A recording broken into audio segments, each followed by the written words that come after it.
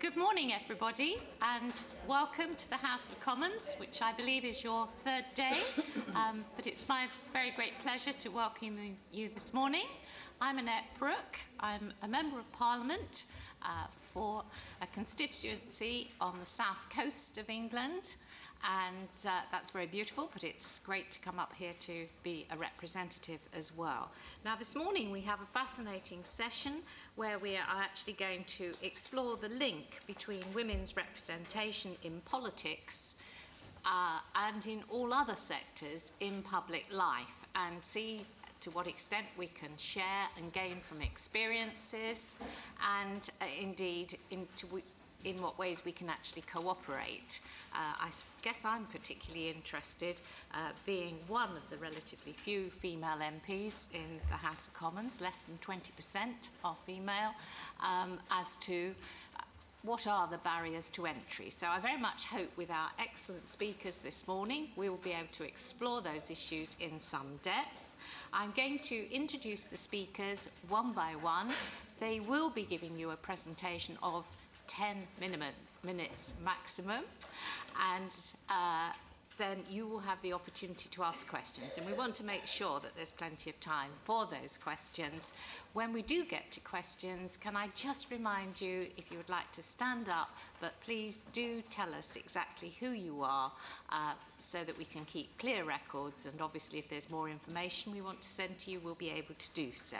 So without further ado, I'd like to introduce our first speaker, Baroness Kinnock of Holyhead, who will speak on her experience as a minister and on her work, which I know is very extensive in the international sphere with the Foreign and Commonwealth Office and the EU.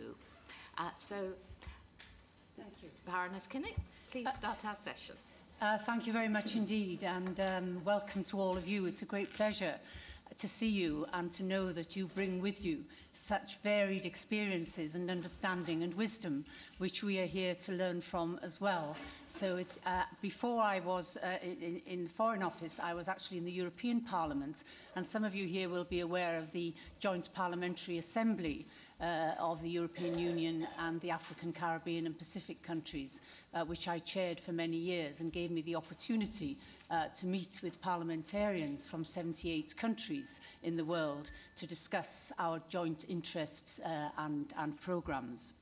I'd like to just begin with positives. I'd like to just offer a short quotation from Michelle Bachelet, who is the UN Women Executive Director, an excellent woman, as I'm sure you would all agree. And she says, "We are making progress. In all regions and countries, we have expanded women's legal entitlements, and more women are exercising leadership in politics and in business. More girls are going to school, and more women survive childbirth and can plan their families. Also, there is now global awareness, and I think this is a very important point, that improving the status of women should be a political priority. And of course, in many of our experiences, we grapple with trying to make that objective a reality." These are very encouraging words, but what we do know is that on the Millennium Development Goals, we say all these things, but in fact, women are lagging behind on every single one of the Millennium Development Goals. And I hope that you, as representatives, will press for, when we have the post-2015 analysis of what needs to be done, that you will press for the real mainstreaming of gender rights and equality throughout all the MDGs, for a standalone MDG on that, and I think particularly for a Millennium Development Goal focusing on the violence against women that takes place, of course, largely in conflict-affected and fragile states. So I hope very much that that will be something that we can do together. I think that we talk about what needs to be done, but what we don't talk about a lot and have much of a clue about is what real action we can take together to make things happen. What we all know, every single one of us in this room, are aware that women face disproportionate disadvantage and discrimination. And that is the central part of what I want to say this morning. And what I know too is that you are people who could tell me one by one what it has taken from you to get where you are. And I know it hasn't been easy for any of you to achieve what you achieved. I certainly know that in the United Kingdom and in other European countries, that remains the case. And I know too that all of you will be at the vanguard of efforts to make sure that progress for women actually happens. So what do we need? I think what we need and what we need to be arguing for is action on wage gaps, the huge difference between the wages that women have and men have, on increasing women's leadership and women's decision-making, which I know you've discussed a lot this week. We need to end child marriages, which is again a big factor in excluding girls and women from these objectives. We need to get girls to school, and we need to get girls to stay in school and not to be the first ones in the family to be taken out of school. And of course, we need to stop the shocking violence that occurs against women and girls across the world. Rape is remorselessly being used as a weapon of war, for instance, in the Democratic Republic of Congo, where I was quite recently, and where I met 3 women who had been raped the day before, 3 women who were traumatised. I wanted to cry. I felt so affected by seeing them. But they were so stoic and so traumatised that I couldn't cry. I just had to sit and listen to them. But you know what was so striking was they told us what had happened, and they had been brutally raped with rifle butts, and I mean the stories were awful. But all they wanted to say to me was, please find our children, because they had sent their children, told their children to run away, and all they cared about, and that was being a mother and being a woman who had experienced such an awful, awful situation. And I think one of the things we need to say is that we need to be better at tracking what progress is being made. So we need to have access, and all of you need to have access, as we do, to the critical indicators that tell us whether there has been progress in a country or not progress. And those key indicators will be maternal mortality, the percentage of women using contraceptives, women's literacy rates, and women's participation in government, both national and local, which of course is very important, and the levels of enrolment in school. What we want to know in all your countries is what those indicators are and what the data is that you can access to find those things out. And while I'm on indicators, we know that countries with high rates of maternal death, where lives of babies and children are in jeopardy the whole time, and where there are high levels of poverty and food insecurity, those countries where there's all those terrible things happening, there will be instability. That is part of what occurs when you have that situation. And again, it goes back to fragile and conflict-affected states. And countries where there's gender equality, high education standards, economic opportunities and political participation is the norm. And there aren't many countries that we can say that that is the case. But I would say Scandinavian countries like Norway and Finland and Sweden remain at the top of every ranking that we can think of, which indicate levels of development. So all their indicators are there saying all the right things. I wouldn't say that that was the case about the United Kingdom. Also, I think it's very interesting that it's good for business to promote women. The World Bank has recently confirmed that companies where there are higher levels of gender equality, productivity improves and development accelerates. That is a fact that we need to be putting out there. Regrettably, I think what we see, though, is that gender equity is too often the missing link in the discussions about economic growth. When you have all the men sitting around talking about economic growth, you don't always have these components including on social development as well as economic growth, and also on environmental sustainability. The voices of women are absolutely critical in those areas. Again, recently, Goldman Sachs finds that reducing barriers to women's labour force participation would increase United States GDP by 9%, the Eurozone GDP by 13%, and Japan's by 16%. So big differences if women are in the labour force. And many of you too will confirm that women farmers are a big factor in many of your countries. Women need land rights and proper inheritance rights and property rights, and they need access to agricultural inputs, which the men have. And some of these agriculture committees that I've seen, particularly in Africa, the men sit around saying what needs to be done, and very often the women who are growing most of the food are the ones who are excluded. I often, when I'm speaking, I ask people to close their eyes and imagine a farmer. And if you do that in the UK, 90% or 95% of them will say they've closed their eyes and imagined a man, because they don't know that most of the world's food is being produced by the world's women. And also what we would see is that food security would improve, because women would have a massive interest in that, and hunger and malnutrition would also be affected. Also, other consultants, McKinsey and Company, find that the more women you have on management committees, the better performance you can expect. So I think that this is all pretty convincing stuff that we have. So in my view, the case for equality for women is made. It's there. It's just not being properly responded to and acted on, because we still see that the inequalities and discrimination remain in place. And I think what we need to say is that women have a catalytic effect in bringing about this change. If they're left out, that catalytic effect is left out of the progress that we can make. According to the World Bank, the rate of entrepreneurship is higher in Africa than anywhere else in the world. And that is why their employment, in my view, has to be better regularised, because 2/3 of women in the developing world are working in the informal sector, and that, of course, means that they don't have social protection and they don't have labour rights and other essential things. So we need to use what you have as parliamentarians and local representatives to improve attitudes and responses to women's rights. I presume you all work with civil society and making joint efforts to make sure that women have more economic and social power and respect as well.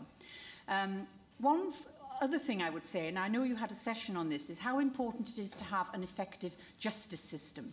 Women need to know their rights and should be able to navigate what I have seen and is everywhere in the world, very over-complex justice systems to get your head around. And of course, women need to be seen as equal to men under the law. And that isn't often the case either in terms of citizenship rights and other things. Baroness, could I ask you to... Yeah, I'm just going to stop now, yeah. So I think what we need to do is to buy in to all these matters that are so pressing. We have CEDAW, we have Beijing, we have all the other deliberations and discussions that have taken place. Now it's time for the action to change things, to make sure, like women and you, like yourselves, can have proper influence, that the women you know in your constituencies, in your communities, can also have the effect of bringing about change and having and imposing their understanding of the need for political participation and for women everywhere in the world to have a voice. Thank you.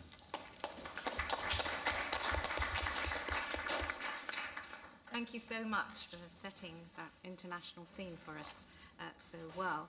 The second speaker today is Norma Jarboe, who's going to present on the role that employers have to play in advancing gender equality in the workplace. And this is in particular with reference to her work with WomenCount, which was formerly Opportunity Now. So over to you, Norma. All right, I have slides. I don't know, can I control the slides from here? If so, I'll just stay where I am.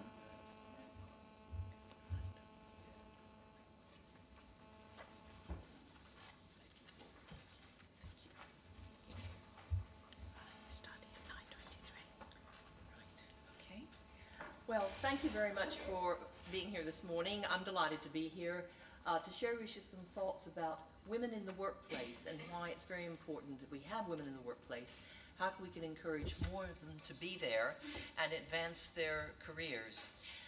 I'm looking primarily at the private sector and at what you might call the NGO sector, the charity sector, because I think we often have focused so much attention on women in the private sector, we've forgotten that the NGO sector is playing an increasingly important role in our societies, and we haven't paid much attention to their gender diversity. I think we know they're very passionate about the causes they address, whether it's human rights or environment, or many other children, agriculture, whatever, but we haven't actually seen whether or not they're as passionate about driving diversity into their own organizations. So I think we ought to think about the tools and some of the things I'm talking about today as being equally applicable to both. First of all, I'd like to talk to you about why we need, how does it go? Can I not get a signal from here?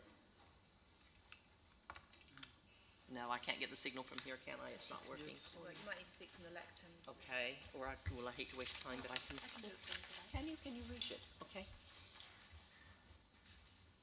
So it's left or right, it's not the center.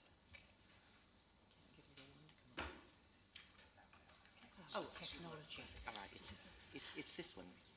Okay.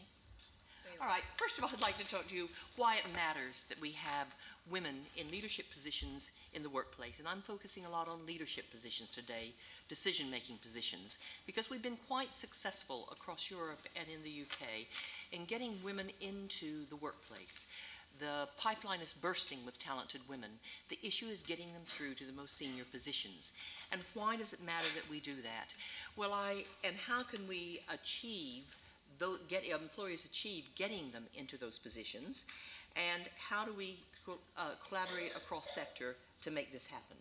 Well, if we look first at why it matters, let's think about democratic expectations. Businesses actually get the right to exist from the government, from the corporate, the whole community values. And if it's a democracy, there's a fair expectation that they will behave as fair institutions, that they will be increasingly democratic institutions within themselves. So there's a huge issue of fairness, which I think is reason enough to see that women had equal participation in decision-making within the workplace. But there are even more important issues. For example, it does create better workplace performance. Baroness Kinnock pointed to all sorts of recent studies and indicators that showed that the economy does better, and certainly businesses do better, with women in leadership roles. The McKinsey studies, which you referred to, Women Matter, actually measured organizations across Europe, Asia, and North America, and found that organizations that had 30% or more women actually had higher performance on nine criteria of organizational excellence. The next study, Women Matter 2, actually demonstrated that women, very importantly, had the leadership talents for the future. We live in a knowledge society today. We want to innovate, and we're going to be increasingly working in flat structures. And women have the skills to make those kind of structures work. Interestingly enough, the men were the ones that were most likely to show the command and control way of doing things. And that's a really outdated mode in today's economy. And unfortunately, many women are blocked in their careers because old industrial types of management structures still exist hierarchically that block women from coming through and actually using their full talents. Certainly, I think we need more women in the workplace because the studies show that we get more innovation, and innovation is what creates wealth in today's societies. The London Business School found that the optimal proportion of women on teams, men on teams, 50% women, 50% men, actually was the best ratio for creating innovation. So we're looking at it from an innovation point of view, and certainly we shouldn't forget about it being important in terms of having diverse decision makers when it comes to risk assessment.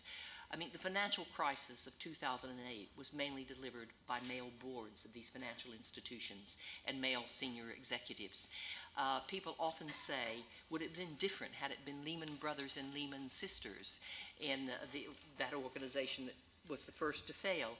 And studies after that have shown that exactly the one that was done at Leeds University of 2,000 limited companies in the UK, that if you have one woman on the board, you decrease your risk of going insolvent by 20%. Women aren't risk averse, they're simply better in assessing risk, or they bring different viewpoints to it. How can employers actually create and how can the public policy system help them to create fairer workplaces? Well, first of all, target setting is very important, and setting aspirational goals.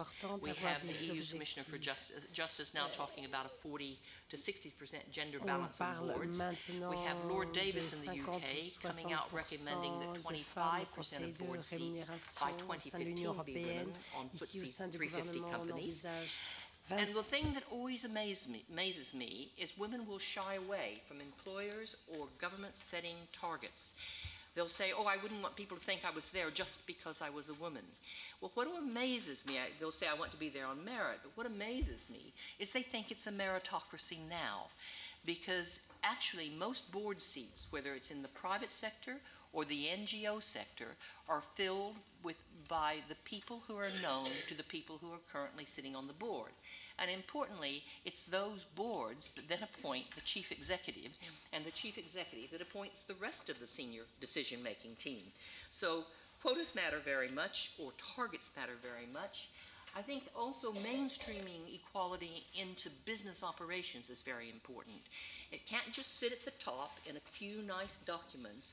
The employer has to drive it down to through all their managers, down through all of their divisions across the organization. Some organizations, and Procter & Gamble's one of them, use scorecards to ensure, is that a fire alarm? I should just say, just ignore the bells, or if you like, pause for a moment. There will be another one in a few minutes' time.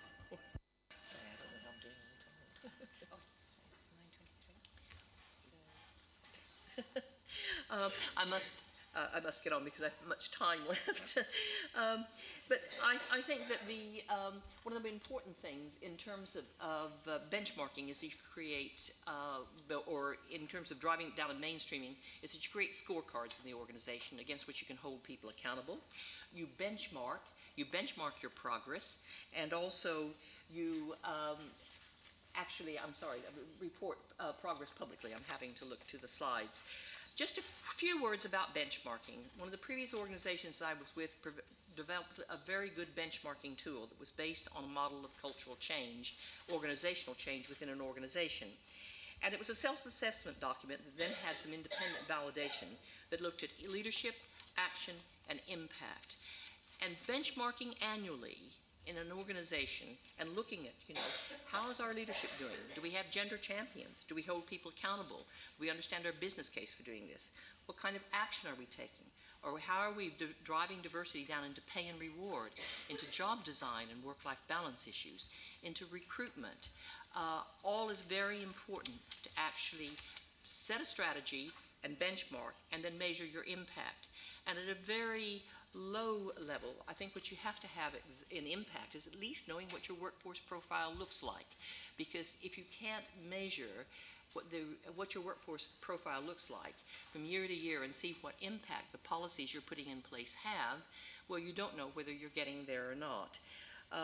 And finally, benchmarking allows organizations to compare results within and across sectors, and it's very much part of mainstreaming gender equality into the workplace. There are lots of benchmarking tools out there, and they're very easy to adapt, I think, from one economy to another. You need to report publicly about what you're doing in the workforce if you're an employer. Needs to be in your gender equality information needs to be in your annual reports, your strategy, the profile of the women in your workplace. Needs to be celebrated on work sites and the websites and the information given there. And finally, I firmly believe that there should be annual league tables. They're externally compiled that measure the performance of key organizations named and sometimes shamed by how they're performing on women in leadership roles. And there are two of these that have been very important in the UK, or at least one that's been very important. I'm trying to create a second. The first has been the Female FTSE 100 that has been produced by Cranfield University.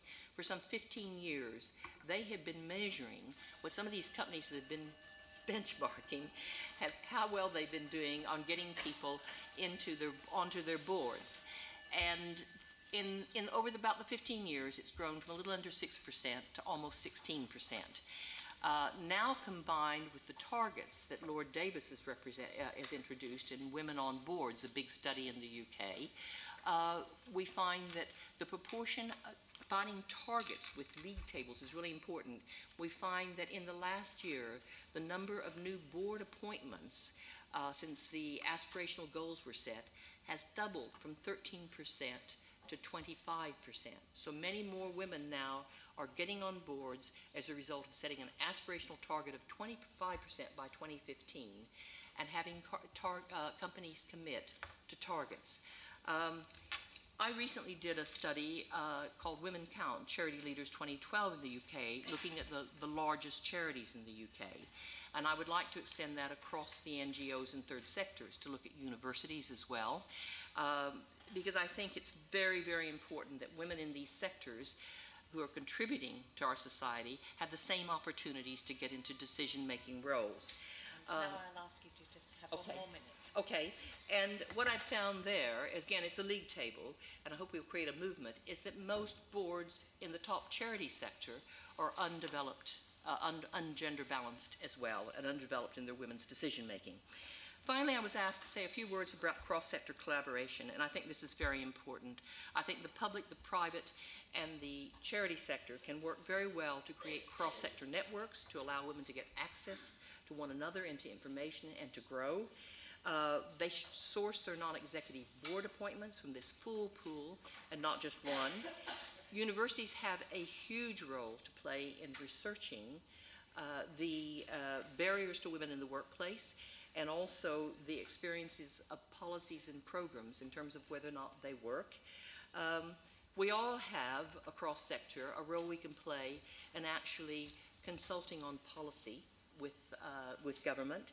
And finally, I think we can look at a lot of cross-sector learning and development opportunities, and we can look at them actually across borders, because virtually we can connect so easily today, and it gives great power into looking at how we share information about getting women in the workplace into decision-making positions. Thank you very much for that. Thank you. Sorry, I couldn't get the slides to work very well. Thank you. And now we move rapidly on to Kate Grussing, who's going to focus on the role of the private sector with reference to her own work as founder of Sapphire Partners in helping firms recruit and retain senior women in executive positions. So over to you, Kate, and I'm starting you at 9:25, and I give you a warning when you're on to about 11 minutes. Thank you very much. I'm honored to be here at such an impressive gathering of trailblazers in your own countries, and I'm inspired by your leadership, and I'm sure millions of women in your countries are as well. You will notice from my accent, I don't sound like the other women up here. I am American by birth and education, and that's where I started my career, but I've lived and worked in the UK for the last 21 years. So I think it gives me a bit of an outsider but insider's perspective. I've worked extensively in Asia, in Europe, and Latin America. Hablo un poco español también. Two of my role models are really Madeleine Albright and Hillary Clinton. And I'm sure that many of you are going to be the Madeleine Albrights and Hillary Clintons of your countries. I think in looking at your program, I may be the only speaker during the 3 days who has spent her whole career immersed in business. I'm very bottom line focused, and I hope I'll bring a complementary perspective. My headline is, I've never been more optimistic about the role women have to play in business, certainly in our country here in the UK and in the US, and I'm optimistic that will be helpful for your countries as well. The first topic I'm going to talk about is looking at the role of the private sector in achieving gender equality in senior positions. I think this would have been a very hard subject to tackle even 10 years ago. I do think government and business are very important partners, but I do think this is a very difficult subject to legislate. I don't believe government knows best when it comes to running businesses. I do think government can provide some fantastic tools when it comes to looking at pay equality and discrimination and bias. And I think the role of government has been critical here in the UK in terms of getting women into senior positions and providing the role models that didn't exist previously in business. So I would hope that all of you as parliamentarians can do the best in your countries to make sure that women have an even playing field. But as Norma said earlier, I think a lot of women do suffer under the apprehension, under the misunderstanding that it is a complete meritocracy. The UK, like I imagine most of your countries, invests millions of pounds in educating our girls. But their impact on our economy is a fraction of what it could be, because they don't achieve their potential, because they drop out. Many, many factors are at play. The good news is that our companies in the UK have woken up to this. The companies in the UK are the backbone of our economy. Women have to be integral to it at all levels, from the shop floor to the executive suite. And while there's been a lot of focus on women in the boardroom, if you think of it as a bit of an iceberg, it's very easy to look at who the women are at the top of the companies. But the real economic impact is the women below the water, those who are finding it difficult to climb up that slightly greasy ladder. The second point I'm going to talk to is what companies are doing about this. Baroness Kinnock referred to the McKinsey research. Norma referred to the Goldman Sachs research. Again, 10 years ago, there would not have been a lot of research to point to. Companies today, global companies, so I work with companies not just active in the UK, are looking at their return on investment. And today, most developed Western companies hire 50-50 women and men coming out of universities. That is fantastic. But the challenge is the women aren't getting promoted, or the women aren't getting to the positions of leadership. So companies have woken up to what a terrible investment that is for them. And they're doing a better job of recruiting them at all levels. They're doing a better job of making sure the women are better coached and mentored so they can be promoted. They're doing a better job of making sure that the teams, as Norma said, are 50-50. And the companies realize today that having women on risk teams or in legal teams will help better moderate risk and corporate governance. I think actually that the most powerful factor is a second one, and it's that women drive the majority of consumer purchases. That includes groceries and cars and clothes, and I imagine that's very true in your countries as well. I've been fascinated by the US election, and I think it's fair to say that women played a deciding factor in that election that I think the Republicans underestimated. And that the third point I'd raise is the importance of financial independence. Financial independence, in my view, is as essential as political power. If women have the vote, but they can't actually put food on the table, then the vote isn't as useful to their day-to-day lives.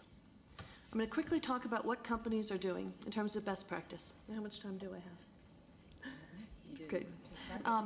So companies have lots of this research. So the business case isn't debated anymore, but it's putting the actions into practice. I was at the dinner on Tuesday night that many of you were at, and Penina Thompson spoke about the work she's done mentoring women. So most companies are putting mentoring initiatives in at all stages, from women when they join in their 20s to women up through their 40s and 50s. I think that's something that would be very helpful in the political world as well. Thirdly, companies are putting in place tailored development programs. So what I mean by that is women with the same qualifications and the same education will still not have the same confidence as their male peers. And so we need to go convince the women, you're as good as the man next to you. You have to look up when you give a speech and not look down. Fourthly, coaching. So again, a lot of women haven't had role models or people to tell them, Siobhan, you're fantastic. You really should go for that. In the UK and the US, there's been a lot of focus on unconscious bias training. And unconscious bias means you may think that this process is very fair, but actually there are a lot of hidden problems in it that keep the women from applying. So for example, the vast majority of jobs advertised in this country are advertised for on a full-time basis. Well, that's ridiculous. The world of work doesn't have to be done in its entirety on a full-time basis. We work in much more of a 24/7 economy. The London Business School research also showed the importance of stretch assignments. And so companies will often, before they promote a woman or a man, want to see how has she proven in that stretch assignment. And too often women aren't given that opportunity. A company will say, oh, she won't want to go work in South Africa for 6 months. She has a young family, so we won't even ask her. They'll ask the male peer. And companies now realize they have to ask the woman, would you like to go to South Africa? And if she doesn't want to, then it's her choice. Companies are also investing a lot in executive education and sending the women back to school and to get further qualifications. Companies are also doing a better job at tracking their stars and talking to women who've left and to understand why they've left. They're sponsoring research, so the research that Norma talked about earlier, a big Japanese bank wrote a check to help sponsor that research. They're not just doing it to be good corporate citizens. Companies are also reviewing their cultural bias. Why is it that we tend to like being with people like ourselves? And so we often surround ourselves with people who look like us, who sound like us, who dress like us. Flexible working is something you'll hear a lot of talk about in the UK and in the US, and it's appreciating that with the benefits of technology, you can get a lot done not sitting at your desk. Finally, using headhunters like Sapphire partners, and not just turning to the old boys network and saying, well, I worked with John, or I went to school with John, I'm going to hire John, but actually going to a headhunter and saying, I'm looking for candidates who fill these criteria. And so a headhunter or an executive search consultant or recruiter, those are all different words for the same thing, will come back to you with, well, here are 10 candidates. Here's why we think each of them might be interesting for you. Finally, what my company does is what I say, we focus on the 5 C's, candidates, nurturing great women. I consider my role and many headhunters is a bit like a farmer. Second, clients, convincing clients they need to work differently. Thirdly, challenging the status quo. Why do all jobs have to be done 5 days a week? Fourthly, creating a more efficient market. We need greater visibility of top talent. And I hope the fact that all of you are here will help your visibility in your countries. And lastly, competitors. Companies that have more women do better financially. I think I need to wrap up. Yes? Yes. Finally, I'm hugely confident that the tidal wave of female talent is really ready to be unleashed. I hope that if you ever leave politics, you will think about going into business. And I'm often working for global companies that are looking for fantastic women from around the globe. So I hope that if I'm looking for a great leader from Indonesia or Zimbabwe or South Africa, I can pick up the phone to you. Thank you. Thank you. Thank you so much for that. That was interesting. When you asked me in the middle how much time you had, I had no idea because I was just totally engrossed in what you were saying. And I am used to chairing, so that was quite something. Last but not least, we have Siobhan Benita, who's going to speak on the public sector and the success of the civil service, which in this country, for a very brief period, we did achieve the milestone of 50% of leadership posts being filled by women, but alas, no more, I think. So over to you, Siobhan. Thank you. Well, I'm really delighted to be here. Just to avoid any confusion, my badge there says independent candidate in the London mayoral election. I did actually resign from the civil service. I was a civil servant for 15 years, and I resigned to run in the London mayoral election earlier this year. Unfortunately, I didn't win, so we have to wait another 3 years before we have our first female mayor of London. But that's a whole different story. And actually, what I've been asked to talk about today is my experience in the civil service. The civil service in England, just to give you a bit of background, there are about 450 people, workforce, in the UK civil service, so it's a big organisation. And actually, it compares very well to other sectors when you look at gender equality in general. So the majority of civil servants are female. But as the other speakers have said today, the issue there is most of those women are stuck at the junior grades. And actually, the higher you go up in the civil service, the equality tails off. However, during the period that I was working in the Cabinet Office, I worked directly with Sir Gus O'Donnell, who was the Cabinet Secretary at the time. And between 2006 and 2011, we put a lot of emphasis into the gender agenda in the civil service, and we actually saw some real positive change. And looking back on that and analysing how we managed to bring about that change, I agree with a lot of the things that Norma said, actually. It was because we took a real strategic approach to this. So Sir Gus set, right from the centre of government, he made improving diversity and improving gender equality the corporate priority. And in terms of embedding that, he then ensured that every government department had a target. It did have an aspirational target. And each permanent secretary, that's the top civil servant of that department, was held to account. So they were monitored on how they were achieving progress against that target. Every government department had to appoint a diversity champion. Every government department had to have its own networks and initiatives in place. And it forced people throughout the civil service to keep this issue at the top of the agenda. And that's what made the difference. It actually forced them to start looking at some of those things that you were talking about in terms of the unconscious things that happen. So what was going on in their recruitment processes? What was going on in how they promoted people in the departments? And we saw a real change. And actually, during that period, all the indicators went in the right direction. The senior civil service became almost 40% female as well. And we did, only for about 2 weeks, I think it was, achieve the magic number of 50% women running key government departments. And when I say key government departments as well, these were not the fluffy, softer departments. So we had permanent secretaries who were women running the Home Office, running Ministry of Defence, running the Welsh Assembly government, really big, meaty jobs. So that's great. And actually, my own personal experience of the civil service as well is there were some really good things going on that helped women, whatever stage you were in your career. So we did have all the flexible working options in place. I've done part-time work, I've done job shares, I've done job splits, I've done flexible working. All of that was available to women throughout the civil service. So there are a lot of positives in the UK civil service, and most of those are still in place. On the flip side, however, because I always said it's good, but it's not good enough. And on the flip side, the negatives were, and I've mentored a lot of women in the civil service, so I was hearing this firsthand from women in the civil service. All of those things were available, all of those flexible working options, all of those were available, but you still had to ask for them. They weren't actually the default position.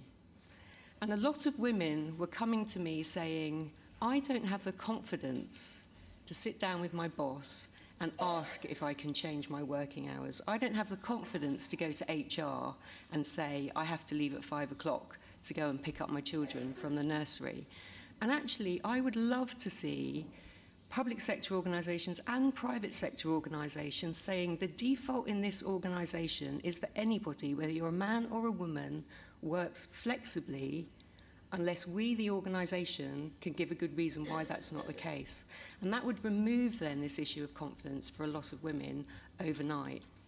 I remember one negative, I think, is there are key moments in women's lives where you need a little bit of extra support. One of them for me was coming back from maternity leave. And I remember my first week back from maternity leave, I spent every lunchtime in the toilets crying. And it's just that sense that you're all alone and there's nobody that understands how you feel. And actually, if we could just partner up women, and I know there are women at the moment who come to me for advice because at the other end, they are caring for elderly parents, for example, and they have similar pressures on them. And actually, we could do much more to partner up women in those situations, and men as well who are going through some of those issues as well. They're very simple things that we could do in the workplace to make a difference. Other things that the civil service still in the UK isn't getting right. We still have a pay gap issue. Women are still paid less. I know I was paid substantially less than the men I was working with, and I think I was just as good a job as they were, probably better in a lot of cases. We still have pockets in the civil service as well where it's a very macho world, where you have to be seen to be doing long hours to be considered to be doing a good job, which isn't necessarily the case, where you are quite often the only woman in the room. And it gets more macho the closer you get to the centre. So whether you're in Cabinet Office or whether you're in Treasury, that world is still there. It's still very elitist. So it's very hard for women to get into those positions, and they're the most powerful positions in the civil service as well. So there's still a lot more to be done. One good thing now about, I don't know what it's like in everybody's civil services where you come from, but here, when you're a civil servant, you have to remain very impartial. And now that I've left, I don't have to be quite so impartial, so I can actually say it how it is. So I just want to end on what I think about the current situation in the UK at the moment and how that's affecting the civil service. Sir Gus, who put so much effort into the gender agenda, he left, he retired in December. When he left, his role was split into three. He had a very big position, so it was split into the Cabinet Secretary role, the Head of the Civil Service role, and the Permanent Secretary of Cabinet Office. All three of those positions went to white men. Not a single one of them went to a woman. That sent all the wrong signals to women in the civil service. And from the women that I know who are still in the civil service, they are still angry about that and frustrated about that. We've had 4 female permanent secretaries leave the civil service in the last few months. That means now of the 40 permanent secretaries in the UK, only 7 are women. The Cabinet, so Frances Maud, our Cabinet Minister, has just issued a civil service reform plan. Like, I imagine, many of your administrations, you know, budgets very tight, we're having to reform the civil service to make it more efficient. That's going to mean big changes, it's going to mean headcount reductions.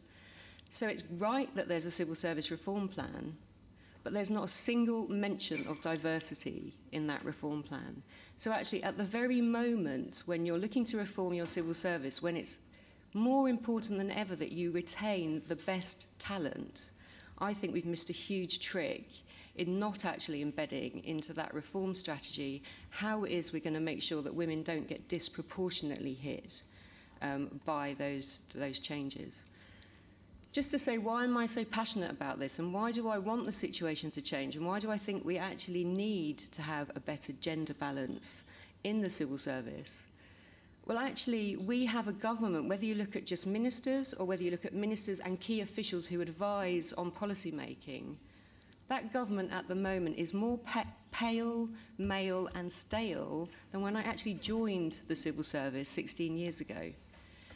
And if those people, that very small group of people who come from the same background, if they're the people that are making policy, and those policies are going to affect the whole of the general public, they should reflect more the public that they are serving, because whether they're making policy on transport, environment, or childcare, on health issues, if you don't have diversity of voice in the room, your decisions that you make about policy are always going to be lacking. They're never actually going to work for the majority of the general public.